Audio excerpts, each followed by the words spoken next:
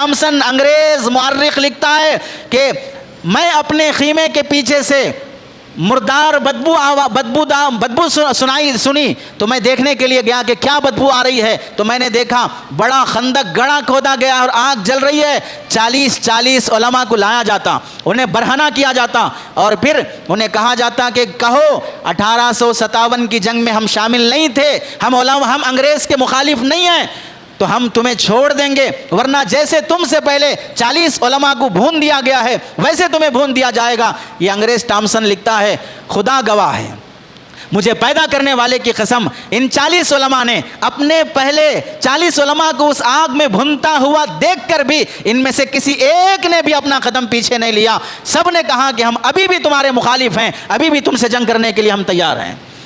जब उस जंग में, जहाँ अबू जहल जंग बदर में मुसलमानों को शहीद करने के लिए 70 से ज़्यादा अपनी कौम के सरदार मैदान में आकर खड़े हुए, तो वहाँ हज़रत अब्दुर्रहमान बिन औफ के दाएं बाएं माज और मुआविज़ छोटे छोटे बच्चे भी खड़े थे वक्त के अबू जहल को मारने के लिए। तो अंग्रेज़ों के ख़िलाफ़ खान अब्दुल गफ्फार की सफ़ में शुरू की जो 2 सफ़ें थी वो छोटे छोटे मासूम बच्चों से थी वो सफ़। किसी ने क्या खूब कहा था, इस राज को क्या जाने साहिल के तमाशाई, इस राज को क्या जाने साहिल के तमाशाई, हम डूब के समझे हैं दरिया तेरी गहराई, ये जबर भी देखा है तारीख की नजरों ने, लम्हों ने खता की थी सदियों ने सजा पाई। Thanks for watching. Don't forget to like, comment, share and subscribe to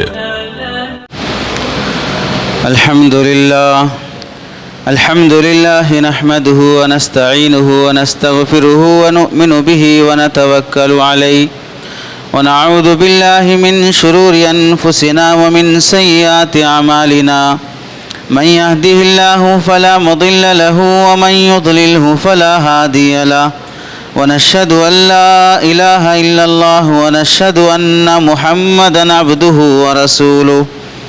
अम्मा बाद फ़क़द क़ाल अल्लाहु तबारक व तआला फ़िल क़ुरआनिल मजीद वल फ़ुरक़ानिल हमीद। अऊज़ु बिल्लाहि मिनश शैतानिर रजीम। बिस्मिल्लाहिर रहमानिर रहीम।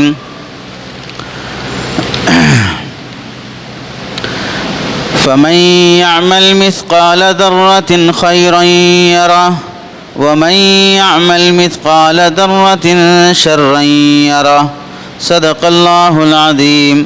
अल्लाहुम्मा सल्लि अला सय्यिदिना मुहम्मद व अला आलि सय्यिदिना मुहम्मद व बारिक व सल्लिम। अल्लाहुम्मा सल्लि अला सय्यिदिना मुहम्मद व अला आलि सय्यिदिना मुहम्मद व बारिक व सल्लिम। अल्लाहुम्मा सल्लि अला सय्यिदिना मुहम्मद व अला आलि सय्यिदिना मुहम्मद व बारिक व सल्लिम। मेरे मोहतरम अज़ीज़ों, बुज़ुर्गों और दोस्तों, आज की इस जुमा आप हज़रात के सामने जो बात अर्ज़ करनी है और जिस उन्वान पर बोलना है वो बहुत ही अहम उन्वान हमारे मुल्क हिंदुस्तान की आज़ादी से मुताल्लिक़।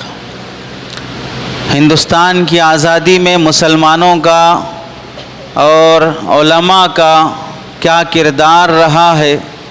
मुल्क की आज़ादी की खातिर मुसलमानों ने और उलमा ने कैसी क़ुरबानियाँ और कैसी जाँ फशानियाँ इन्होंने बर्दाश्त की है, उस सिलसिले में कुछ बातें आप हज़रात के सामने अर्ज़ करनी है।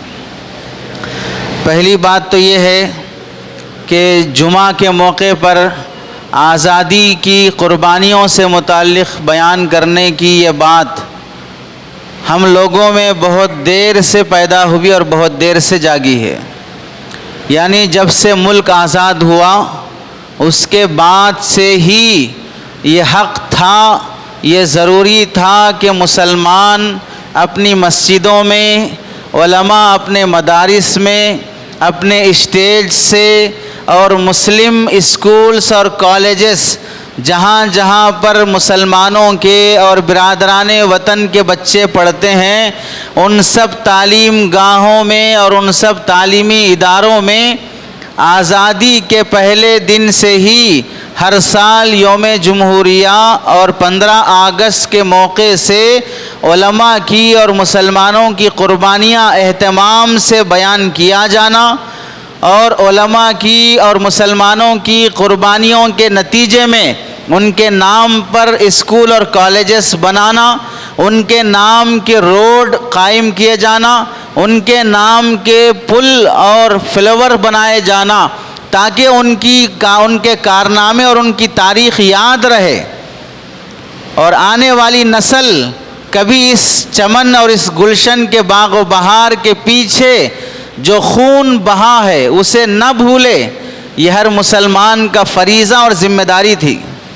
लेकिन गलती ये हुई, आज़ादी के मौके से ही जो गलती हुई है वो गलती बराबर चलती आती है कि मस्जिदों में आज़ादी के उन्वान पर बोलने को ज़रूरी नहीं समझा गया। परचम कुशाई मस्जिद की सहन में हो, परचम कुशाई मदारिस में हो, या अपने असलाफ़ की क़ुरबानियाँ एहतमाम से बयान करना हो, इसको ज़रूरी नहीं समझा गया है, जिसकी वजह से हर आने वाला साल हमारे असलाफ़ की क़ुरबानियों को भुलाने का ज़रिया बना। कितने मुस्लिम स्कूलों में पढ़ने वाले, कॉलेजों में पढ़ने वाले, बल्कि कितने मुस्लिम टीचर जो पढ़ाने वाले हैं, उनसे अगर पूछ लिया जाए गांधी जी कौन हैं, सुभाष चंद्र बोस कौन हैं, जवाहरलाल नेहरू कौन हैं, ये सब अगर पूछा जाए मोतीलाल नेहरू कौन हैं, तो सब बताएंगे कि ये फ्रीडम फाइटर्स हैं, आज़ादी के मुजाहिदीन हैं। लेकिन अगर इनसे पूछा जाए कि हुसैन अहमद मदनी कौन है, शेखुल हिंद रहमतुल्लाहि अलैह कौन है, नानोतवी और रशीद अहमद गंगोही कौन हैं, हाफिज़ जामिन शहीद, सैयद अहमद शहीद, सैयद अहमद शाह इस्माइल दहलवी, शाह अब्दुल अज़ीज़ दहलवी रहमतुल्लाहि अलैह कौन हैं, तो फिर इन्हें पता नहीं होगा कि ये किस दुनिया के लोग हैं। गलती क्या हुई, मुसलमानों की स्कूलों और कॉलेजों में भी मुसलमान अपने स्टेजों और मसाजिद और मदारिस के स्टेजों से, मेंबरों से भी आज़ादी के मुतालिक एहतमाम से बयान करने को ज़रूरी नहीं समझा। अपने अपने सिलेबस में ख़ास तौर से कोई ऐसी किताब दाखिल नहीं किया कि हमारी मुसलमान नस्ल को, हमारे बिरादरान वतन को जुल्मत और अंधेरे में रखकर असलाफ़ की क़ुरबानियों को भुलाया ना जाए, उन्हें सही तारीख़ बताई जाए, ऐसी कोशिश करने को ज़रूरी नहीं समझे। इस वास्ते आज दुश्मन सिलेबस से भी मुसलमान फ्रीडम फाइटर्स के नाम निकाल रहा है, उनके नाम पे बने रोड के नाम बदल देता है, उनके नाम पे बने शहर और कॉलेजेस के नाम बदल देता है। बल्कि हद तो ये है, ऐसे गोया कि आसमान पर थूकने की तरह जैसा जलील बनना चाहता है। ताजमहल जिस मुसलमान ने बनाया है उस पे भी ये दावा दायर किया जाता है कि इसे मुसलमान ने नहीं बनाया है। इतनी हद पार कर दी जाती है जुल्म की इंतहा में, झूठ बोलने की हद में। हमारी जिम्मेदारी है कि हम अपने असलाफ़ की क़ुरबानियों को याद रखें और हर साल उसे अपने स्कूलों, कॉलेजों और मस्जिदों में, मदरसों में उसे दोहराते रहें। ऐसी किताब ख़ास तौर से दाखिले निसाब होना चाहिए। मुसलमानों के स्कूलों और कॉलेजों में पर्सनल अपनी तहक़ीक़ और रिसर्च से लिखी गई किताब उन्हीं आथर्स के हवाले से, जो गैर मुस्लिम ही क्यों ना हो, अंग्रेज़ ही क्यों ना हो, मुसलमान मुसन्निफ़ीन ही क्यों ना हो, उन्हीं के हवाले से मुरत्तब करदा निसाब मदारिस में भी शामिल करना ज़रूरी है, स्कूलों में भी शामिल करना ज़रूरी है। ये नहीं होने की वजह से असलाफ़ की क़ुरबानियाँ भुला दी जाती हैं। और दूसरी अहम बात यह है, आज़ादी ऐसा नहीं है कि 2 दिन में जीती गई हो, 2 महीने में हारी गई हो। आज़ादी का मसला ऐसा नहीं है कि 2 भाई आपस में प्रॉपर्टी के लिए लड़ रहे थे, जवाहरलाल नेहरू और मोतीलाल नेहरू आकर सुलह करा दी, आज़ादी हो गई। ऐसा नहीं है कि कश्ती के सवारी करके समंदर से जा रहे थे, ज़्यादा अफराद होने की वजह से कश्ती डूब रही थी, 2 आदमी उतर गए, गांधी जी और सुभाष चंद्र बोस, जिसकी वजह से कश्ती डूबने से बच गई तो आज़ादी मिल गई। इतनी आसानी से आज़ादी हासिल नहीं हुई है। 200 साल लगे हैं मुल्क को आज़ाद होने के लिए, 200 साल लगे हैं। 1601 में हिंदुस्तान में पहली बार अंग्रेज़ यहाँ आया था, उसके बाद से उसकी मक्कारियाँ शुरू हुई हैं। और फिर आज़ादी की तारीख़ मुकम्मल होने में मुकम्मल 200 साल लगे हैं। और तीसरी अहम बात यह है कि अगर मुल्क की आज़ादी में उलमा, हुफ़ाज़, मदारिस के ये नुज़मा और जान कुर्बान करने वाले वारिसीन अंबिया ये अगर आज़ादी का नारा न लगाते, आज़ादी के लिए मैदान में सरगर्म न होते, तो फिर कभी इस मुल्क को आज़ादी न मिलती। इस वास्ते कि अंग्रेज़ आने से पहले मुल्क में हुकूमत मुसलमानों की चल रही थी। आखिरी मुग़ल बादशाह बहादुर शाह ज़फ़र ये मुसलमान थे। मुल्क में जब अंग्रेज़ कब्ज़ा करने के लिए आया, नाजायज़ कब्ज़े उसके हुए मुख्तलिफ़ शहरों और मुख्तलिफ़ सूबों में, तो वहाँ पर भी मुसलमानों की हुकूमत थी। कर्नाटक पर उसने कब्ज़ा किया, टीपू सुल्तान रहमतुल्लाह अलैह की सल्तनत थी। उसने कलकत्ता पर कब्ज़ा किया, नवाब सिराजुद्दौला की हुकूमत थी। दिल्ली पे कब्ज़ा किया तो वहाँ पर बहादुर शाह ज़फ़र की हुकूमत चल रही थी। ऐसा नहीं है कि आने से पहले यहाँ किसी गैर मुस्लिम की, किसी हिंदू राजा की हुकूमत चल रही थी। मुल्क मुसलमानों से छीना गया तो हमको ज़्यादा एहसास और गम और फ़िक्र थी कि मुल्क को वापस आज़ादी की तरफ लाया जाए। वरना अगर मुसलमान और उलमा आगे ना आते तो यहाँ के रहने वाले गैर मुस्लिमों को कभी मुल्क की आज़ादी का ख्याल नहीं होता। इस वास्ते कि वो पहले अंग्रेज़ आने से पहले मुसलमानों की हुक्मरानी, मुसलमानों के मातहती में जी रहे थे। अब अंग्रेज़ आने के बाद वो अंग्रेज़ की मातहती में जी लेंगे, तभी भी वो ग़ुलाम ही थे, अभी भी वो ग़ुलाम रहेंगे, तो उन्हें क्या आज़ादी की फ़िक्र रहेगी। आज़ादी की फ़िक्र तो मुसलमानों को है कि हम आज़ाद थे, हमें क़ैद कर लिया गया है। घर में पालने वाले कुत्ते को बड़े एहतमाम से कहीं भाग ना जाए बांध के रखने की ज़रूरत नहीं होती है। घर में पालने वाली मुर्गी को जो शाम होते ही वापस घर लौट के खुद आ जाती है, उसे एहतमाम से हिफाजत करने की ज़रूरत नहीं है। जिस शेर को जंगल से पकड़ के लाया है, जिस हिरन को जंगल से पकड़ के लाया है, जो कैद और बंद की ज़िंदगी कभी देखी नहीं है, उसे बहुत हिफाजत से बांध के रखना पड़ता है। मुसलमानों की मिसाल उस शेर की सी है जो कभी ग़ुलामी कबूल नहीं किया है। हज़रत उमर रज़ी अल्लाह तआला अन्हु ने अपने ज़माने में उन जालिम काफिर हुक्मरानों को मुखातब करते हुए कहा था कि मता इस्ताबतुमुहुम, कब से तुमने इन इंसानों को ग़ुलाम बनाना शुरू कर लिया, जबकि इनकी माँओं ने इन्हें आज़ाद जन्म दिया था। इन्हें ग़ुलाम और नौकर बनाकर किसी माँ ने अपने बच्चे को जन्म नहीं दिया, तुम आज़ाद इंसान को ग़ुलाम कैसे बना सकते हो। तो इसलिए उस मुल्क में जब यहाँ अंग्रेज़ आया तो आज़ादी की इब्तिदा अंग्रेज़ मुल्क में आने से जब उसने कलकत्ता पर कब्ज़ा करना चाहा, आया तो वो केरला के रास्ते से है। जब कब्ज़ा करना चाहा तो सबसे पहली जंग नवाब सिराजुद्दौला से हुई है और वो 1756 में, 1756 में ये पहली जंग नवाब सिराजुद्दौला से हुई है। उस वक्त तक कोई काफिर, कोई हिंदू, कोई राजा किसी आने वाले अंग्रेज़ से मुकाबला करना तो दूर की बात, उसे ये ख्याल भी नहीं आया कि मुल्क कब्ज़ा हो रहा है, हमें इस जंग में शामिल होना चाहिए।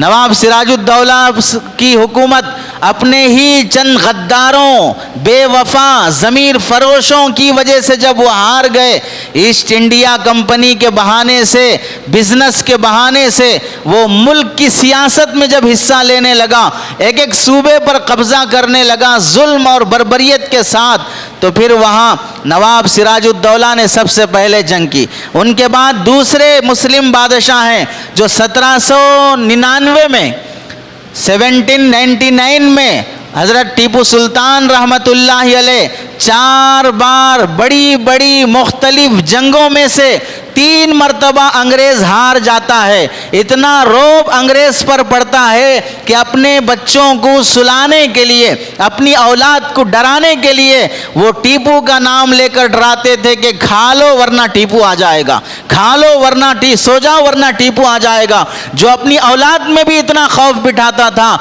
आखिर 1799 में हजरत टीपू सुल्तान रहमतुल्लाहि अलैह अंग्रेज के हाथ अपने गद्दारों की वजह से हार गए। वो बादशाह और वो बहादुर जिसने तारीख की एक बहुत नुमायां जिंदगी गुजार कर कहा था, गीदड़ की 100 साला जिंदगी से शेर की 1 दिन की जिंदगी बेहतर है।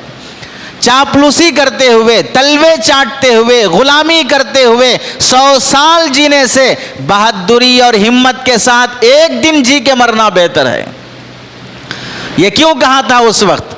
उस वक्त के जो बादशाह अंग्रेज की चापलूसी, उसकी गुलामी और उसकी तलवे चाटने की आदत जिनको पड़ गई थी, उनके खिलाफ आपने कहा था कि हम वो नहीं हैं जो तुम्हारी चापलूसी और नौकरी और गुलामी करके हम जीने पर राजी हो जाएं।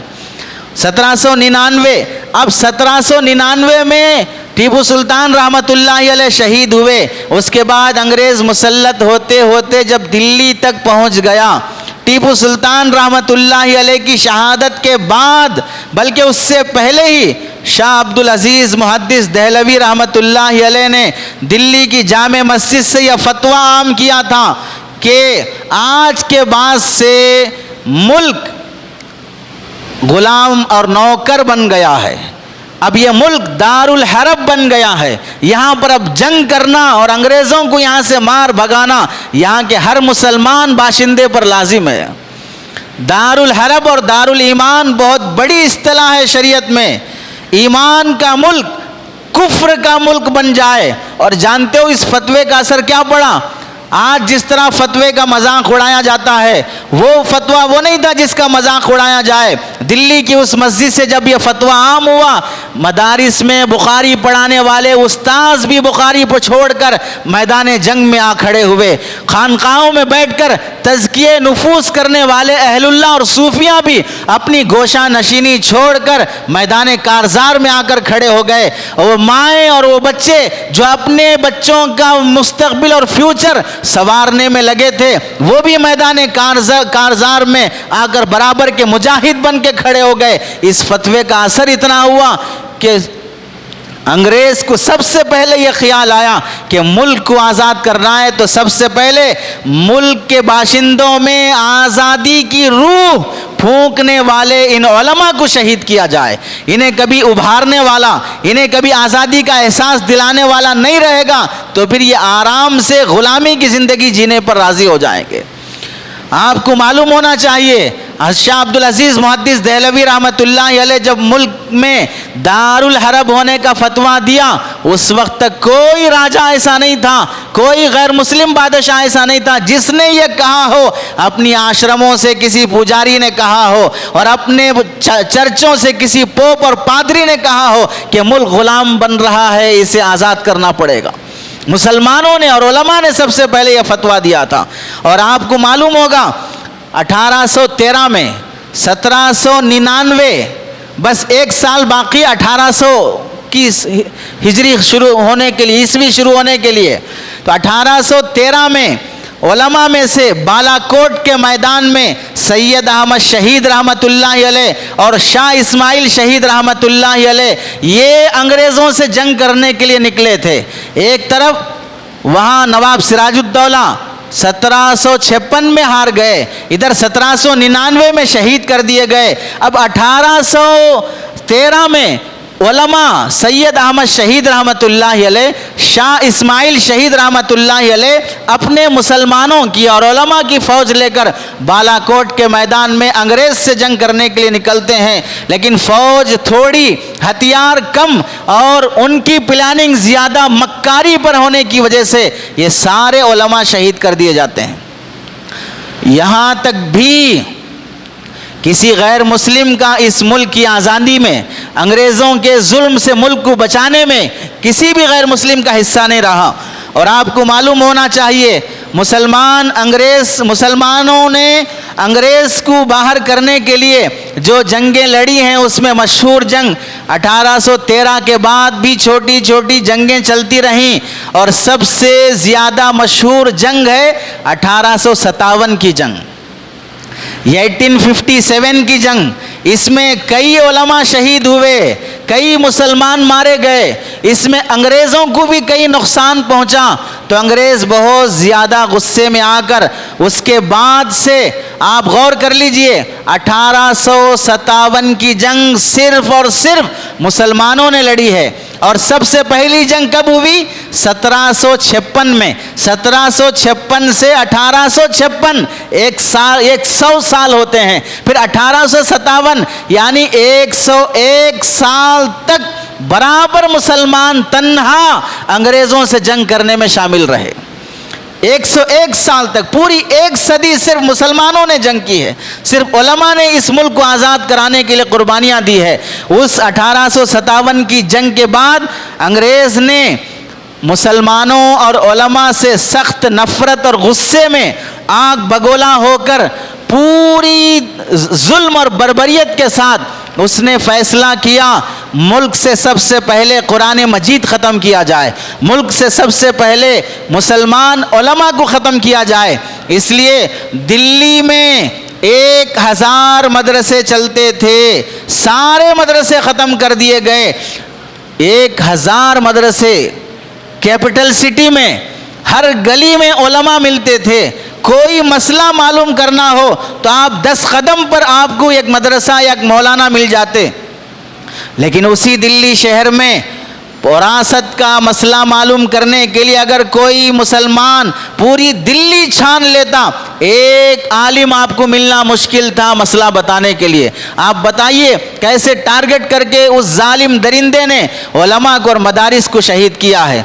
और आपको मालूम होना चाहिए 1857 के बाद 1866 के आसपास में दारुल उलूम देवबंद का क़याम अमल में आया है। तो क्या मालूम हुआ? इस जंग के हारने के बाद मुसलमान उलमा ने ये इरादा किया अब मुजाहिदीन कम हैं, अब जंग बराबर की लड़ी नहीं जा सकती है, मदरसे दारुल उलूम देवबंद की बुनियाद रखी जाए, वहाँ तालीम के साथ साथ अंग्रेज़ से जंग करने के लिए मुजाहिदीन को भी पैदा किया जाए, आज़ादी की रूह फूकी जाए। वो मदरसा जो मुल्क की आज़ादी में बुनियादी किरदार अदा करता है।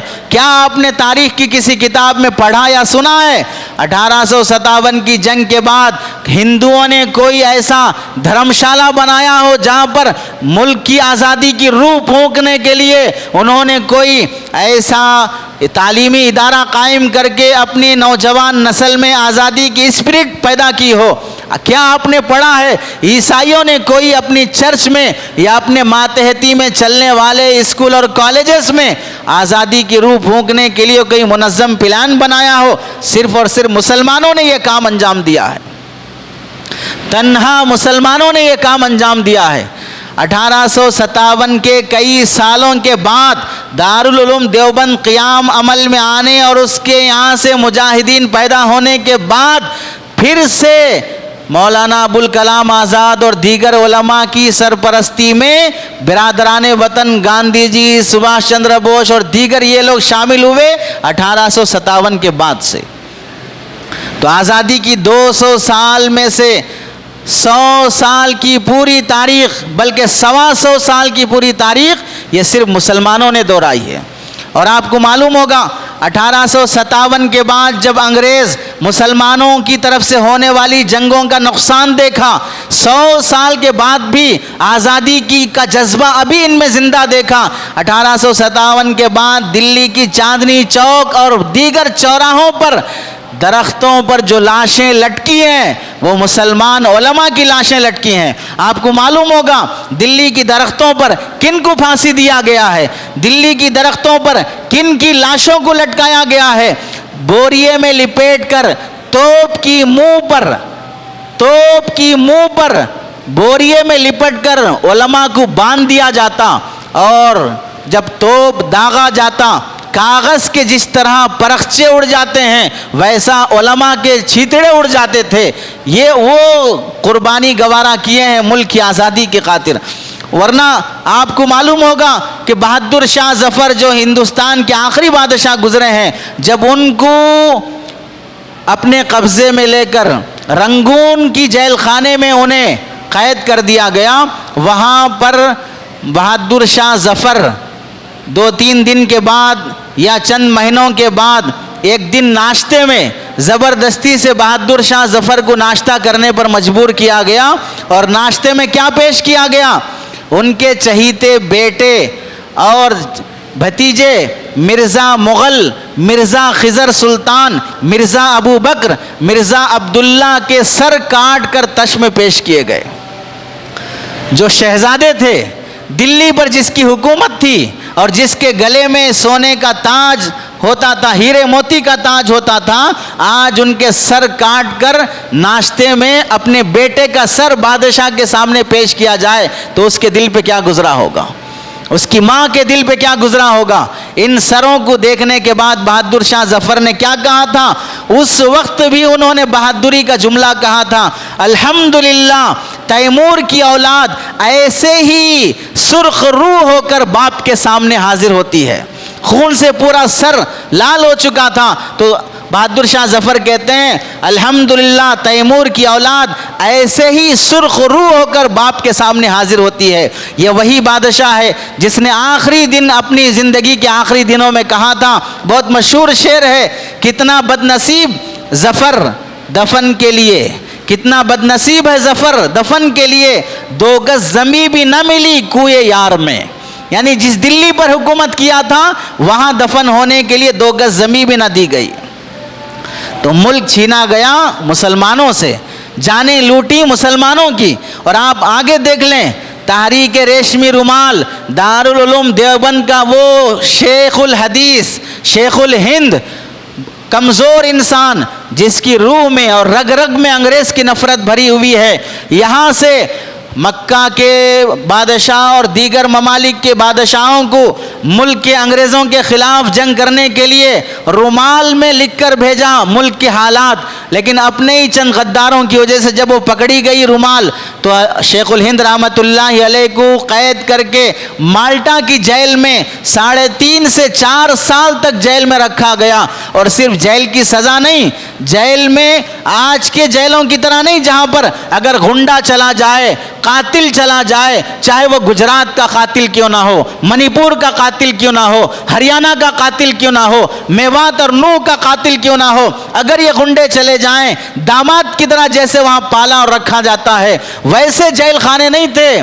खाना भी पानी भी ढंग का नहीं दिया जाता। और उसके साथ मज़ीद शाम के वक्त अंग्रेज़ आकर शेखुल हिंद रहमतुल्लाहि अलैह को ले जाता, काफ़ी देर के बाद उन्हें फिर जेल की सलाखों के सामने लिटाकर छोड़ दिया जाता।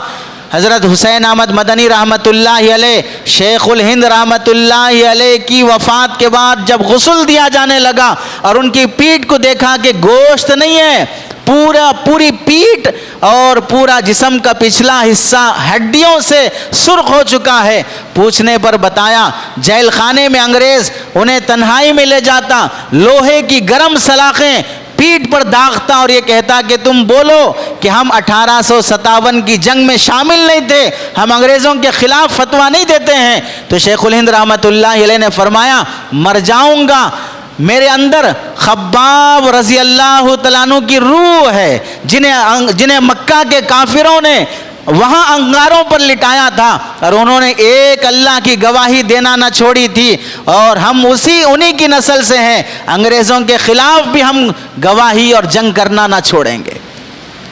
शेखुल हिंद रहमतुल्लाहि अलैह को लोहे की सलाखों से जलाया गया। आप जानते हैं तारीख़ में किसी गैर मुस्लिम बादशाह को अंग्रेज़ों ने सलाखों से जलाया हो, लोहे से जलाया हो, ये मुसलमानों की कुर्बानियाँ हैं। और आपको ये भी मालूम है मौलाना यहया अली, मौलाना जाफ़र अली थानेसरी और मौलाना मोहम्मद शफ़ी लाहौरी, ये 3 वो हैं जिन्होंने अंग्रेज़ से जंग करते हुए जब ये पकड़े गए पकड़े जाने के बाद कोर्ट में अंग्रेज जज ने इनके खिलाफ फांसी की सज़ा सुनाते हुए कहा, कल तुम्हें फांसी दी जाएगी, तुम्हारी प्रॉपर्टी जब्त कर ली जाएगी, तुम्हें इज्जत के साथ मुसलमानों के कब्रिस्तान में दफन नहीं किया जाएगा, तुम्हें जलील चंद दिनों तक फांसी के पंधे पर बदबू आने तक लटका हुआ छोड़ा जाएगा। ये फैसला आज किया जाता है। तो फैसला सुनने के बाद हैबत और गम में आने के बजाय ये तीनों उलमा मुस्कुराते हुए इस शहादत के फैसले को कबूल करते हैं।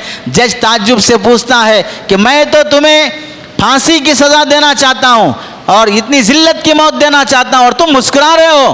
तो इन तीनों बुजुर्गों ने कहा था, मौत हमारी जिंदगी है, मौत हमारी जिंदगी है। तुम फांसी का फैसला करके समझते हो कि मार रहे हो, और हम शहादत के खून बहाकर समझते हैं कि हम जिंदा हो रहे हैं। ये किसने कहा था? इन तीनों उलमा ने कहा था। और आपको मालूम है मौलाना मोहम्मद अली जौहर हिंदुस्तान से लंदन चले गए थे। वहाँ अंग्रेज़ी अखबार से अंग्रेज़ों के ख़िलाफ़, हिंदुस्तान के जालिमों के ख़िलाफ़ रोज़ाना सुबह सुबह उनका मजमून अखबार में आता था। हिंदुस्तान के हालात, ऐसी बेहतरीन अंग्रेज़ी लिखते थे, बहुत से अंग्रेज़ भी सुबह की चाय इनका अंग्रेज़ी अखबार पढ़े बगैर नहीं पीते थे। इतना जोश और जज्बा और वलवला इनकी तहरीर में होता था। जब लंदन में ये रहकर अंग्रेज़ों के ख़िलाफ़ जंग कर रहे थे तो उस वक्त किसी ने कहा कि हिंदुस्तान चले जाएं। तो मौलाना मोहम्मद अली जौहर ने कहा था, जब तक मेरा मुल्क आज़ाद नहीं होगा उस वक्त तक मैं उस मुल्क में नहीं जाऊंगा। गुलाम मुल्क में जाकर मरने से, गुलाम मुल्क में जाकर जीने से मैं इस मुल्क में मरना बेहतर समझता हूँ। हिंदुस्तान जो उस वक्त गुलाम हो चुका था, गुलाम मुल्क में जाकर जीने से लंदन में मैं मरना बेहतर समझता हूँ। उन्हीं दिनों में जब वो लंदन की गोल मेज कॉन्फ्रेंस में मसरूफ़ थे, इन्हें इत्तला पहुंची कि आपकी बेटी बहुत सीरियस है, बहुत तबीयत नासाज है, आखिरी लम्हे गुजर रहे हैं, आप वापस आ जाएं अपनी बेटी की खातिर। तो मौलाना मोहम्मद अली जौहर ने क्या अशार कहे थे? समझने के लिए दिल चाहिए, जज्बा चाहिए। बेहिस लोगों को यह समझ में नहीं आता है कि कैसे मौके पर बेटी की मौत और बेटी की बीमारी की खबर सुन रहे हैं तो फिर जवाब में क्या लिख रहे हैं? उन्होंने अशार कहे थे, मैं हूं मजबूर पर अल्लाह तो मजबूर नहीं, मैं हूं मजबूर पर अल्लाह तो मजबूर नहीं, तुझसे मैं दूर सही वो तो मगर दूर नहीं, तुझसे मैं दूर सही वो तो मगर दूर नहीं, इम्तिहान सख्त सही पर दिले मोमिन ही वो क्या जो हर हाल में उम्मीद से मामूर नहीं। इम्तिहान बहुत सख्त हैं लेकिन अल्लाह की उम्मीद से मोमिन का दिल मामूर होता है। हमको तकदीर इलाही से न शिकवा न गिला, हमको तकदीर इलाही से न शिकवा न गिला, अहले तस्लीम और रज़ा का तो ये दस्तूर नहीं। तेरी सेहत हमें मतलूब है लेकिन, तेरी सेहत हमें मतलूब है लेकिन उसको नहीं मंजूर तो फिर हमको भी मंजूर नहीं। ये बेटी को जवाब लिख रहे हैं, बेटी की सेहत मंजूर है लेकिन जब अल्लाह को मंजूर नहीं तो हमें भी मंजूर नहीं। बेटी को जब वो ख़त अपने बाप का मिला होगा तो क्या गुजरा होगा उस बेटी पर। ये उन उलमा की कुर्बानियाँ हैं। और आपको मालूम होना चाहिए मौलाना हसरत अली मोहानी जब इनको जेल में डाला गया तो जेल में जेलर इन्हें जो सज़ा देता था, मार पीट के अलावा रोज़ाना 40 किलो गेहूं अपने हाथ से पीसने की सज़ा देता था। कैदियों को खिलाने के लिए और इन हरामखोरों को खिलाने के लिए, अंग्रेज़ के चेलों को खिलाने के लिए रोज़ाना 40 किलो गेहूं अपने हाथ से पीसने की सज़ा देता था। और आपको मालूम होगा इन्हीं मौलाना मोहम्मद अली और मौलाना शौकत अली की वालिदा के वो जुमले जिन्होंने अंग्रेज़ के ख़िलाफ़ बहादुरों का खून गरमा दिया था, माहौल को गर्म कर दिया था। जब इन्होंने अपने बेटों की सज़ा की खबर सुनी, बेटों के कैद होने की खबर सुनी और बेटों की जान जाने की खबर सुनने के जब वो बातें जब पहुंची तो इन्होंने क्या अशार कहे थे, मशहूर हैं, बहुत सी किताबों में लिखे हैं। बोली अम्मा मोहम्मद अली की, जान बेटा खिलाफत पे दे दो, यानी मुल्क को आज़ाद करने के लिए जान दे दो। साथ तेरे हैं शौकत अली भी, जान बेटा खिलाफत पे दे दो। गर ज़रा सुस्त देखूंगी तुमको दूध हरगिज न बख्शूंगी तुमको, मैं दिलावर न समझूंगी तुमको, जाम बेटा खिलाफत पे दे दो। गैब से मेरी इमदाद होगी, अब हुकूमत ये बर्बाद होगी, जाम बेटा खिलाफत पे दे दो। खांसी आएगी अगर तुमको जानी, मांगना मत कभी हुकूमत से पानी। बूढ़ी अम्मा का कुछ गम न करना, कलीमा पढ़ पढ़ कर खिलाफत पे मरना।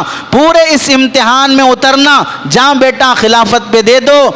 होते मेरे अगर 7 बेटे, करती सबको खिलाफत पे सदक़े। यही हैं यही दीन अहमद के रस्ते, जहाँ बेटा खिलाफत पे दे दो। हश्र में हश्र बर्पा करूंगी, पेश हक तुमको लेकर चलूंगी। इस हुकूमत पे दावा करूंगी, जहाँ बेटा खिलाफत पे दे दो। चैन हमने शफीक अब न पाया, चैन हमने शफीक अब न पाया, जहाँ बेटा खिलाफत पे दे दो। अगर किसी माँ को उनके बेटों की मौत की खबर सुनी तो माँ क्या कहती है, बेटा वापस आ जाओ। लेकिन ये माँ तो वो है जिसने हज़रत खनसा रज़ी अल्लाह तआला अन्हा की मिसाल कायम कर दी थी, जो कल होने वाली जंग में अपने 4 बेटों को मुखातब करके कहा था, कल दुश्मनों से, अल्लाह के बागियों से जंग है, और कल तुम 4 बेटे सुनो, मैंने कभी तुम्हारे बाप के साथ बेवफाई नहीं की है, मैंने कभी तुम्हारे बाप को धोखा नहीं दिया, तुम्हारे मामों की इज्जत मैंने नीलाम नहीं की है, मेरा दामन पाक है, मेरा शोहर अल्लाह की राह में शहीद हुआ है, और कल जंग के मैदान में मैं चाहती हूँ मेरे 4 बेटे एक के बाद एक शहीद हो जाएं, और किसी दुश्मन की तीर या किसी दुश्मन की तलवार तुम्हारे पीठ पर ना लगे, तुम्हारे सीने छल्ली हो जाएं, लेकिन दुश्मन को पीठ ना दिखाना। जो बहादुरी का जज्बा हज़रत खनसा ने अपने बेटों में पैदा किया था, बी अम्मा ने अपने बेटों मोहम्मद अली, शौकत अली में वो बहादुरी का जज्बा पैदा किया। और आपको मालूम होना चाहिए जंग आज़ादी की खातिर किन औरतों की इज्जतों को नीलाम किया गया है। वो दोशीज़ाएँ जो नवाबों की बेटियां थीं, उनके महलों में चलने के रास्तों में भी मखमल बिछे होते थे, उनके खाने उनके दस्तरखान से बचा हुआ महल्ले के गरीबों के लिए काफ़ी हो जाता था, उनके दस्तरखान का बचा हुआ महल्ले के गरीबों के लिए काफ़ी हो जाता था। उन्हीं नवाबों की औलाद को एक रोटी के लिए रास्ते पे भीख मांगना पड़ा है आज़ादी की खातिर। और आपको मालूम होगा किन मुसलमानों के अमलाक को तबाह किया गया। काले पानी की अजियत किसने बर्दाश्त की, माल्टा के जिंदा खानों में सब्र का इम्तिहान किसने दिया है, पानीपत और शामली के मैदान में किसका खून जज्ब हुआ है, वो सिर्फ और सिर्फ मुसलमानों का है। अहमदनगर के कैद खानों को किसने अपने अज़्म और हौसला दिखाया है, वो सिर्फ और सिर्फ मुसलमान हैं। जुलियाना वाला बाग में जो खूनी मंजर से गुजरा है, वो तबका मुसलमानों का है। लाहौर की शाही मस्जिद शाहिद है, गवाह है कि वहाँ किसकी शहादत हुई है। क्या मालूम है आपको, लाहौर की शाही मस्जिद जो कराची की है, वहाँ लाहौर की शाही मस्जिद में उसके सहन में फांसी का फंदा अंग्रेज ने बना कर रखा था, और एक दिन में 80 उलमा को फांसी दी जाती थी। एक दिन में 80 उलमा को फांसी दी जाती थी लाहौर की शाही मस्जिद के सहन में। अब इसलिए मुल्क की आज़ादी में सबसे ज़्यादा हिस्सा मुसलमानों का है। और अगर ये कहा जाए तो गलत नहीं है, तामीर मुल्क की जिस ईंट को भी तुम उठाओ और उखाड़ोगे, वहाँ से मुसलमान शहीदों के खून की खुशबू आएगी। और मुल्क की इमारतों की ये बुलंदियाँ मुसलमान मुजाहिदीन के आज़्म और हौसले की गवाही देंगे। हर हाल में इन्होंने अंग्रेज़ की ग़ुलामी को कभी बर्दाश्त नहीं किया है। आपको मालूम होगा 1857 के बाद ही 51,500 उलमा को अंग्रेज़ ने शहीद किया है। 51,500 यानी 51,500 इतने हज़ार उलमा को अंग्रेज़ ने शहीद किया है 1857 के बाद। सिर्फ दिल्ली में 500 उलमा को फांसी के फंदे पर चढ़ाया गया है। दिल्ली की चांदनी चौक से लेकर खैबर के दरख्तों तक कोई दरख्त खाली नहीं था जिस पर किसी मुसलमान की लाश न लटकी हो। आज़ादी की खातिर उलमा को नंगा करके, बरहना करके आग के हवाले कर दिया जाता था। मुसलमानों में से 2 लाख मुसलमानों की जानें गई हैं आज़ादी की खातिर। 2 लाख मुसलमानों की जानें। हिंदुस्तान के एक बहुत बड़े सियासतदान गुजरे हैं, डॉक्टर विलियम पूर ने, इन्होंने लिखा है अपनी रिपोर्ट में, हिंदुस्तान में सबसे ज़्यादा आज़ादी की खातिर जो बेदार था और जिहाद और जंग का जो जज्बा सबसे ज़्यादा जिसमें भरा था वह सिर्फ़ और सिर्फ मुसलमान था। अंग्रेज़ों को भी जब इस बात का इल्म हुआ कि मुसलमान ही सबसे आगे है मुल्क को आज़ाद कराने में, जब तक इनको शहीद ना किया जाएगा हम यहाँ पर हुकूमत नहीं कर सकते, मुल्क ये ग़ुलाम नहीं बन सकता। तो इसने टारगेट बना लिया मदारिस, उलमा और कुरान मजीद इनको ख़त्म किया जाए। तो 1861 में 3 लाख कुरान मजीद अंग्रेज़ ने जलाए हैं। और उलमा को शहीद करने की तफसील खुद अंग्रेज़ राइटर मुअर्रिख मिस्टर एडवर्ड टॉमसन लिखता है अपनी याददाश्त में। 1864 से लेकर 1867 तक 3 साल में 14,000 उलमा को फांसी के फंदे पर लटकाया गया। अंग्रेज़ ने 3 साल में 14,000 उलमा को लटकाया है। और यही टॉमसन जो अंग्रेज़ मुअर्रिख है वो लिखता है दिल्ली की चांदनी चौक से लेकर खैबर तक कोई दरख्त ऐसा नहीं था जिस पर मुसलमान आलिम की लाश न लटकती हो। यही टॉमसन लिखता है उलमा के जिस्मों को तांबे से दागा जाता था। यही टॉमसन लिखता है कि उलमा को सूअर की चर्बी में लपेट कर जलते हुए तन्नूर में फेंक दिया जाता था। यही टॉमसन लिखता है उलमा को हाथी पर खड़ा करके उनके गले में रस्सी बांधकर हाथी को आगे भगा दिया जाता और उलमा की आंखें इस फांसी के फंदे से बाहर निकल आती, नाक और आंख से खून टपकना शुरू हो जाता। हफ्ते गुजर जाते, लाश लटकती रहती, इतनी बदबू आ जाती कोई उधर से जा ना सके। यही टॉमसन लिखता है लाहौर की शाही मस्जिद के सहन में फांसी का फंदा लटकाकर एक दिन में 80 उलमा को फांसी दी जाती थी। यही टॉमसन अंग्रेज मुअर्रिख लिखता है कि मैं अपने खीमे के पीछे से मुर्दार बदबू सुनी तो मैं देखने के लिए गया कि क्या बदबू आ रही है। तो मैंने देखा बड़ा खंदक गड़ा खोदा गया और आग जल रही है। 40 उलमा को लाया जाता, उन्हें बरहना किया जाता और फिर उन्हें कहा जाता कि कहो 1857 की जंग में हम शामिल नहीं थे, हम अंग्रेज़ के मुखालिफ नहीं हैं, तो हम तुम्हें छोड़ देंगे, वरना जैसे तुमसे पहले 40 उलमा को भून दिया गया है वैसे तुम्हें भून दिया जाएगा।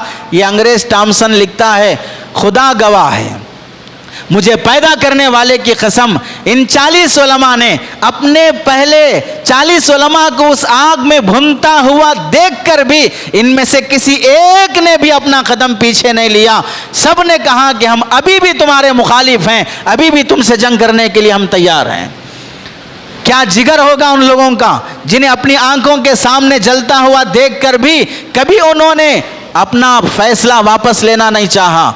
अब आप देखिए शेखुल हिंद रहमतुल्लाहि अलैह के चहीते हज़रत शेखुल इस्लाम हुसैन अहमद मदनी रहमतुल्लाहि अलैह, इनको खिलाफत कॉन्फ्रेंस कराची में इनकी सदारत थी। उससे पहले ही अंग्रेज़ ने फैसला किया था कि हुसैन अहमद मदनी को गोली से मार दिया जाए।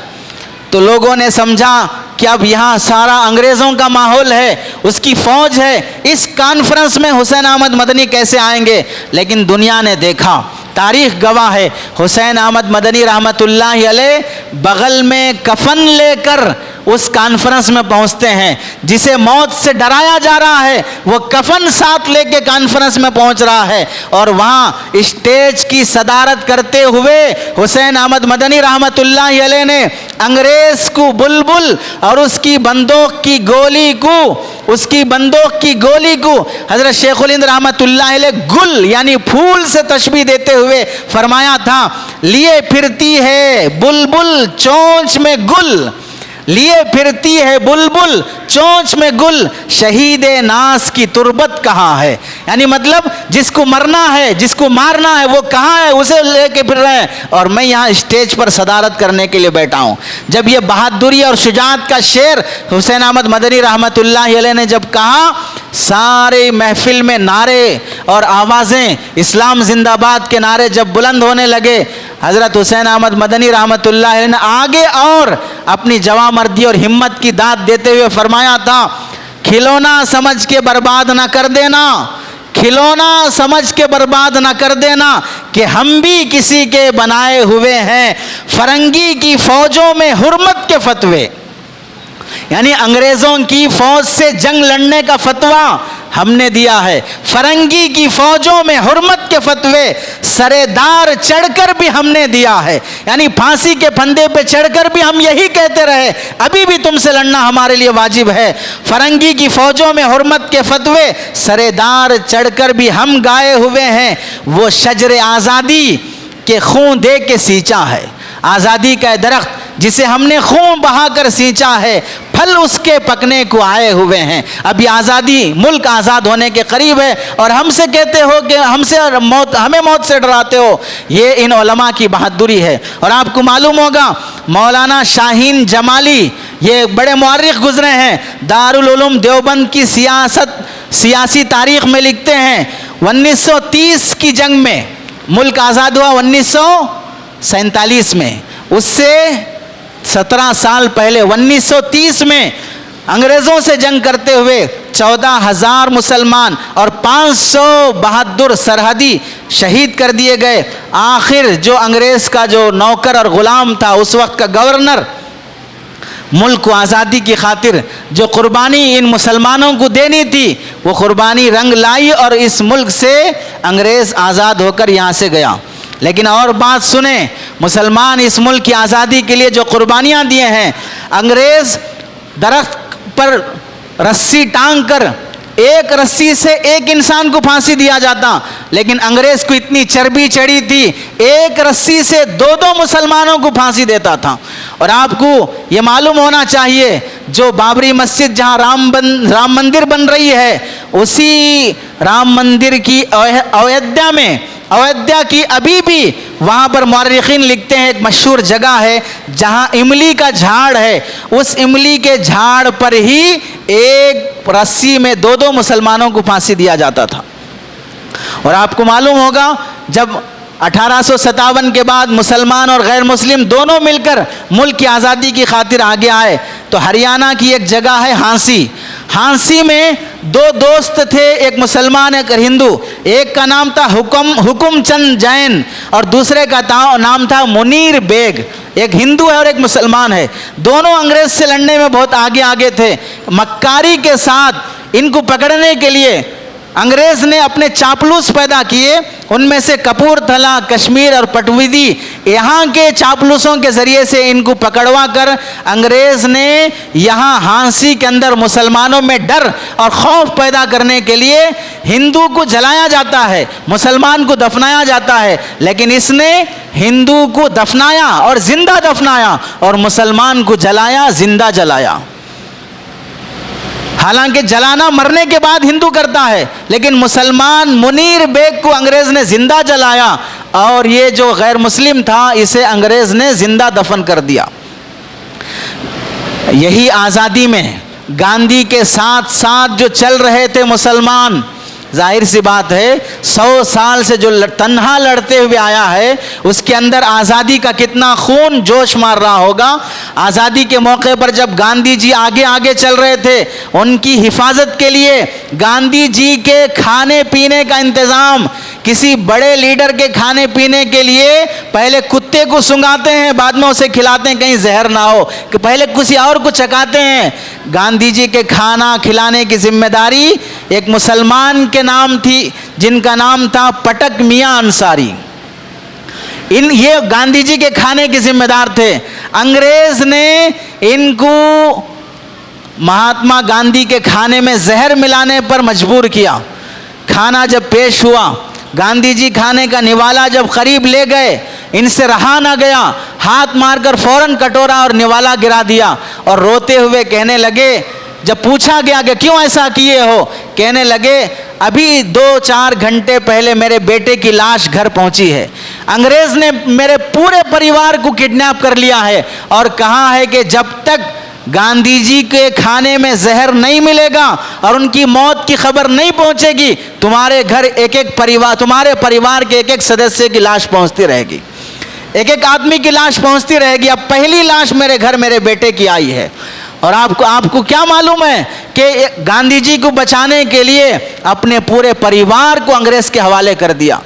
और इसकी गवाही आप खुद देख लीजिए, जब इस मुल्क के राष्ट्रपति बाबू राजेंद्र प्रसाद जब 1950 में राष्ट्रपति बने, उस वक्त इन्होंने पूरी भरी महफिल में स्टेज पर कहा था, गांधी जी को जब वो जहर का निवाला दिया गया उस वक्त भी मैं मौजूद था, अब राष्ट्रपति बनकर मैं भी अभी भी तुम्हारे सामने हूँ। उस अंसारी मियाँ अंसारी को इस वफादारी और इस मुल्क के मुजाहिदीन और गांधी की हिफाजत में 50 एकड़ ज़मीन सरकार इन्हें फराहम करती है। ये ऐलान जिस वक्त हुआ उस वक्त मियाँ अंसारी इंतकाल हो चुके थे। कोई सिला नहीं लिया अपनी इस वफादारी का, एक गज ज़मीन नहीं ली अपनी वफादारी का। और आगे आपको मालूम होना चाहिए, मलबारी मुसलमान, केरला के रहने वाली मुसलमानों को मलबारी मुसलमान कहा जाता है। गोल्ड की बड़ी बड़ी शॉप चलती है, मलबार गोल्ड शॉप। यहाँ के रहने वाले मुसलमान, अंग्रेज़ यहाँ से आया था, इस रास्ते से आया था, इस्लाम इस रास्ते से आया था। मुसलमान सबसे पहले अंग्रेज़ मलबार के रास्ते से, केरला के रास्ते से आए। इस वास्ते हिंदुस्तान की सबसे पहली मस्जिद वो केरला में बनी है। हिंदुस्तान की सबसे पहली मस्जिद वो केरला में बनी है। गांधी का साथ देते हुए असहयोग आंदोलन में सबसे पहले साथ जो कौम चल रही थी वो केरला के मुसलमान थे। इस आंदोलन में हिस्सा लेने की वजह से अंग्रेज इन मुसलमानों को ऐसी सज़ा देना चाहा जैसे जुलियाना वाला बाग में मंजर हुआ। वहाँ पर क्या हुआ था, 3079 लोगों को मैदान में खड़े हैं, चारों तरफ से फौज आकर गोलियां चलाना शुरू की। खाली मैदान में निहत्ते मुसलमान खड़े हों, 3079 मुसलमान 5 मिनट के अंदर अंदर पूरा मैदान शहीदों की लाश से भर गया। अब इनके साथ चलने की वजह से इनका गैर मुस्लिम मुसन्निफ राइटर जिसकी किताबें यूरोप की कैम्ब्रिज और ऑक्सफोर्ड यूनिवर्सिटी में पढ़ाई जाती है, जिसका नाम है बपंग चंद्रा, वो चैप्टर नंबर 17 में लिखता है, मलबार रुवेलन यानी मलबारी मुसलमान को गांधी जी का साथ देने की वजह से 1921 में ये कीमत चुकानी पड़ी। अंग्रेज के रिकॉर्ड के मुताबिक 2337 मलबारी मुसलमानों को फांसी की सज़ा दी गई। और उनके जो लीडर थे, इन मुसलमानों के मलबारी मुसलमानों के लीडर का नाम था हाजी गुल मोहम्मद। हाजी गुल मोहम्मद किसका साथ दे रहे थे? गांधी जी के असहयोग आंदोलन का साथ दे रहे थे। और गैर सरकारी रिकॉर्ड के मुताबिक 45,404 मलबारी मुसलमानों को शहीद किया गया। 45,404 मलबारी मुसलमानों को शहीद किया गया। आप गूगल में सर्च कर लीजिए, जुलियाना वाला बाग अगर आप सर्च करेंगे, मैदान मिलेगा जिस पर लाशें पड़ी हुई हैं। और इसी मुसलमानों ने जब केरला के मुसलमानों में ही जब गांधी जी का साथ दिया, केरला में एक जगह है बल्लारी ट्रेन ट्रेजडी, यहाँ से इन अंग्रेज़ों ने 127 मुसलमानों को ट्रेन के एक छोटे से कंपार्टमेंट में जिसमें खिड़की भी नहीं थी, ऐसे 127 मुसलमानों को बंद करके ट्रेन को चला दिया। दूसरा स्टेशन पड़ता है कोयम्बटूर, वहाँ जब ये ट्रेन पहुँचती है, हवा नहीं चलने की वजह से 70 मुसलमान शहीद हो जाते हैं।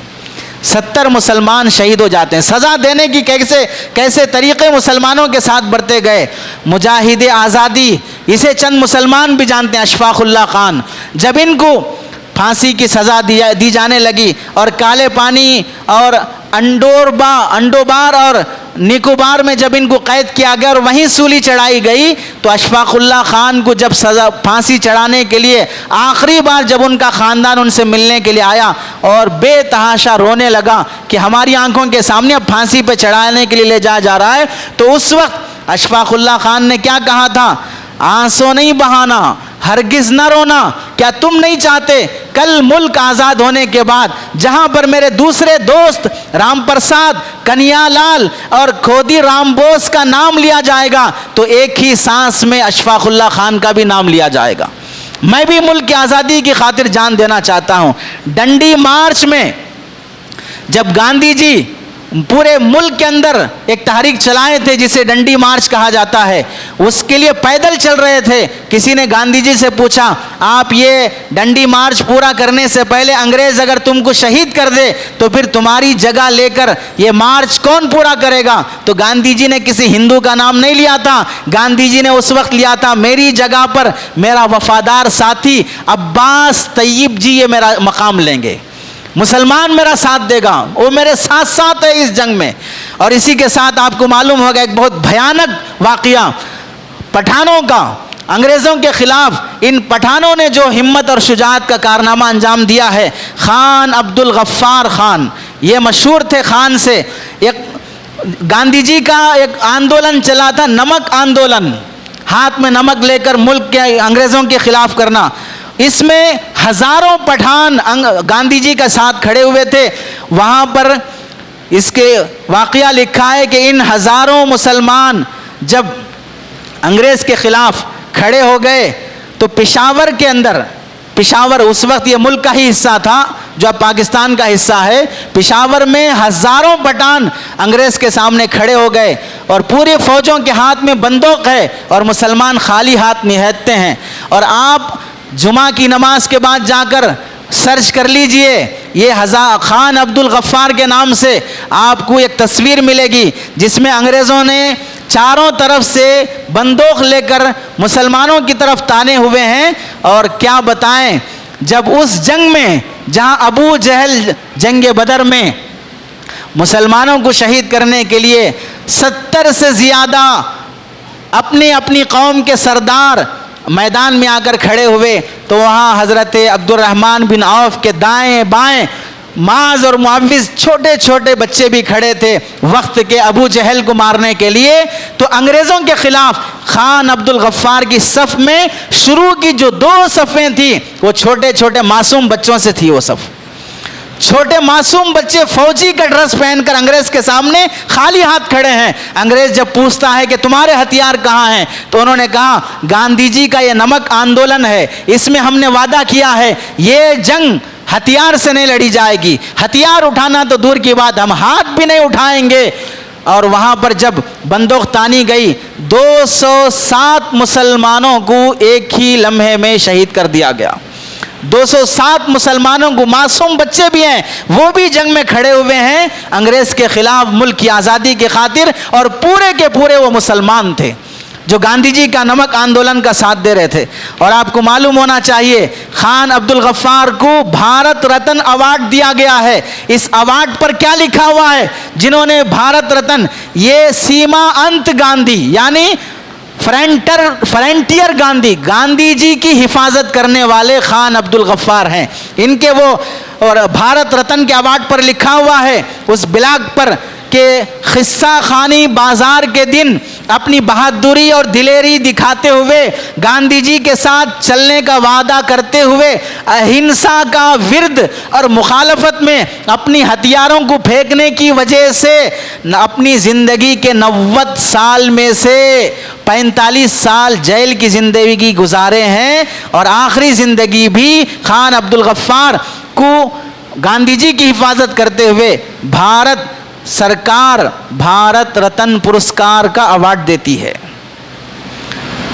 ये तारीख का हिस्सा है।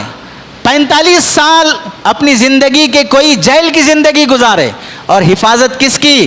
किसी नबी की, किसी वली की नहीं हो रही है, गांधी जी की हिफाजत हो रही है जो मुसलमान कर रहा है मुल्क की आज़ादी की खातिर। और आपको मालूम होना चाहिए मुल्क आज़ाद होने के बाद जब पाकिस्तान अलग मुल्क बन गया 1965 में, पाकिस्तान और इंडिया की जब जंग हुई, इंडिया के पास पाकिस्तान से लड़ने के लिए जब हथियार नहीं थे, साजो सामान नहीं थे, उस वक्त हैदराबाद के रहने वाले मीर उस्मान अली से उस वक्त के लाल बहादुर शास्त्री ने चंदा मांगा था। तो इन्होंने मीर उस्मान अली ने कहा था आप हैदराबाद आ जाएं, मैं आपको चंदा देना चाहता हूं। लाल बहादुर शास्त्री ने कहा था इधर जंग चल रही है पाकिस्तान से और आप मुझे बुला रहे हैं हैदराबाद। तो उन्होंने कहा मैं जंग में मदद करने के लिए बुला रहा हूं।